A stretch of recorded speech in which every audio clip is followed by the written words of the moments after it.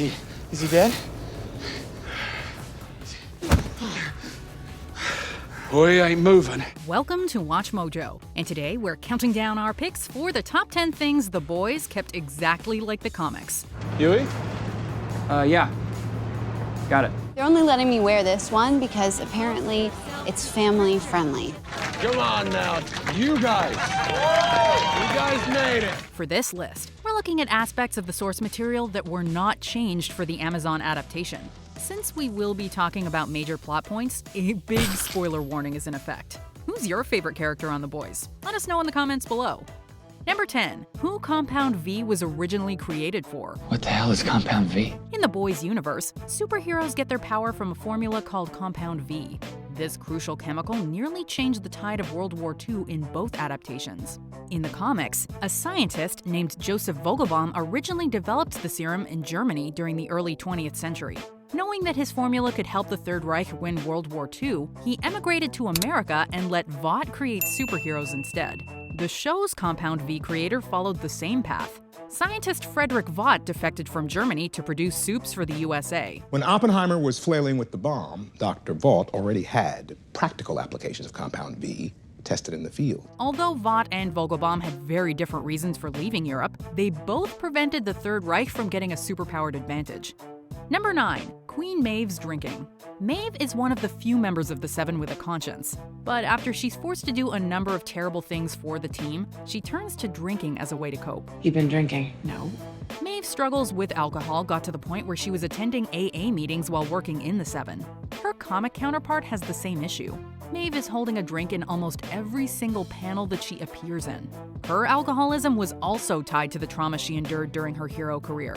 In both adaptations, Maeve's frequent and heavy drinking prevents her from dealing with deeper issues. Number 8. Robin's demise. When you give superpowers to irresponsible people, terrible things tend to happen. Huey's girlfriend Robin paid the ultimate price for superhero recklessness. In the comics, she and Huey were enjoying an innocent walk outside. All of a sudden, A-Train accidentally throws a supervillain in Robin's direction at extreme speed. Unfortunately, she doesn't survive the impact. This tragic incident was horrifyingly recreated for the TV adaptation. After A-Train loses control of his powers, he accidentally runs down Robin in the blink of an eye. Don't you ever besmirch Billy. In both adaptations, the hero barely acknowledges what he's done before running away and leaving Huey to deal with her death. The hero's recklessness sets Huey down a dark path of violence and vengeance. Accidents happen, right? After all, you were saving the world. Number 7. The episode titles are taken from the comics. A lot of thought went into naming the series episodes. While some titles might be elaborate pop culture references or subtly hint at the story theme, there's definitely a deeper meaning behind all of them. Within the comics, each story arc has its own title. The showrunners thought that these significant sections of the source material would translate well to the TV series. As of Season 2, comic story arc names like Self-Preservation Society, Good for the Soul, and Butcher, Baker, Candlestick Maker have all been used as unique and memorable episode titles. This naming system is a great way to tie the show to its source material. It also makes it a lot easier for the showrunners to come up with episode titles. That was diabolical. Number 6. Starlight's risque costume redesign. Starlight's original costume was a cool and functional superhero outfit that perfectly reflected the heroine underneath. But after she's hired by Vought, the company decides to redesign her threads so they have a lot fewer threads. I can't wear that. Although Starlight doesn't like that her new costume is just about fan service, she's required to wear it in order to stay in the Seven. This storyline was identical in both the comics and TV show. Starlight's uncomfortable costume storyline is a sobering commentary on the trend where superheroines are forced into skimpier outfits. But both the source material and show make it clear that heroes should always get to choose what they wear. Sweetie, you know what? Save your money. I like that one much better. Number 5. Starlight and Huey's first meeting. One of the brightest scenes in the grim comic book world of The Boys plays out on a park bench. After Huey and Annie were both victimized by superheroes, they separately decided to visit a park bench. Once they strike up a breezy and laughter-filled conversation, it's clear that they're meant to be together. This scene was lovingly and carefully recreated in live action. I'm just having a bad day. Yeah, me too. Annie and Huey's park encounter is made even better by the great chemistry between the actors. Cool.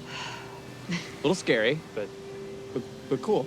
Although their relationship would go through many ups and downs after this scene, this bench meeting marked the first time that either of them had felt happiness in a while. I'm Huey, by the way. Annie. Number 4. Lamplighters' cruel crime. Before Huey joined the boys, the fiery superhero known as Lamplighter committed a chilling crime against one of its members. During a flashback sequence in Season 2, we learned that Butcher and CIA operative Grace Mallory wanted to get a mole in the Seven. So here's what happens now. You're going to tell us every single thing you see and hear at the tower. They decided to blackmail Lamplighter into spying on the other supes. The fiery hero gets so angry that he tries to burn Mallory to death, but he accidentally unleashes his firepower on her grandchildren instead. I didn't know that you were gonna be in that bed. He was supposed to be your boss. Lamplighter's fatal mistake and his motivations are directly taken from the comics. Although his ultimate fate differs between the source material and adaptation, the hero pays dearly for the young lives he took. Do it. You'd be doing me a favor. Number 3. Maeve protects Starlight from the Seven. The disillusioned Queen Maeve doesn't seem to care about anyone. But over the course of the comic series, she develops a soft spot for the idealistic Starlight. Homelander, that's enough. You got something to add, Maeve? She didn't know. When Starlight tries to leave the Seven, Homelander threatens to hurt her. Maeve immediately steps in between the twisted superhero and his target. Although she isn't able to take Homelander down for good, she buys enough time for Starlight to escape. The show adapted her heroic moment in Season 2's penultimate episode. When Black Noir tries to kill Starlight, Maeve nearly takes him out by triggering his severe nut allergy.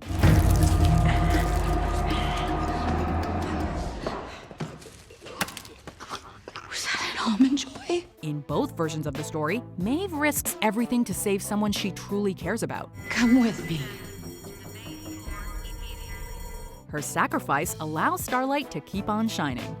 Number 2. Abandoning a plane full of people. If we tried to make a list of the worst things Homelander has done, we'd struggle to keep it under 50 entries. But we'd instantly know his most wretched act occurred in midair.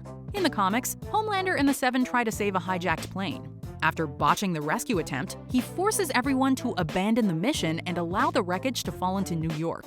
Although the show wisely changed the location of the plane crash so the incident wouldn't be identical to tragic real-life events, everything else about Homelander's botched rescue made it into the show. What do we do?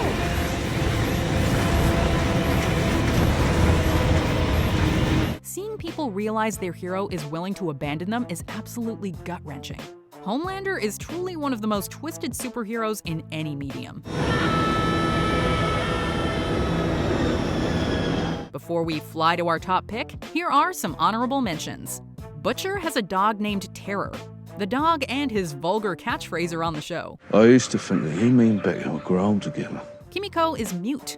Just like in the comics, this character never speaks. Would you like me to change it?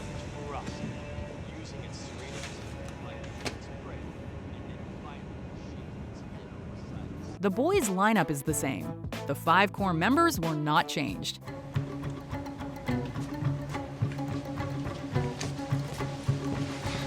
MM's favorite mug. The office mug is still not suitable for work. Come on, MM. Bring it in. Look, if it's all the same, let's just cut the small talk. Heroes are owned by Vought. The heroes are controlled by the same corrupt corporation. I don't have to consult you about Stormfront or anything else. Before we continue, be sure to subscribe to our channel and ring the bell to get notified about our latest videos. You have the option to be notified for occasional videos or all of them. If you're on your phone, make sure you go into your settings and switch on notifications. Number 1. Stormfront's Twisted Origins. Once Aya Cash was cast as Stormfront, it looked like the comic character was being taken in a new direction. In the source material, Stormfront was a boy who was injected with Compound V in Nazi Germany. After leaving the country, he became a racist and violent superhero. By contrast, the show's version was a woman in her 20s who liked to go on Instagram. Well, I think this is going great. But after she got close to Homelander, Stormfront revealed she was born in Berlin during the Third Reich. Once her husband injected her with Compound V, she stopped aging, gained superpowers, and kept her racist beliefs. He gave me the first successful V injection. The decision to keep Stormfront's origins and hateful views while changing the character's appearance made her the most shocking similarity to the source material. We are in a war for the culture. Do you agree with our picks? Check out this other recent clip from WatchMojo, and be sure to subscribe and ring the bell to be notified about our latest videos.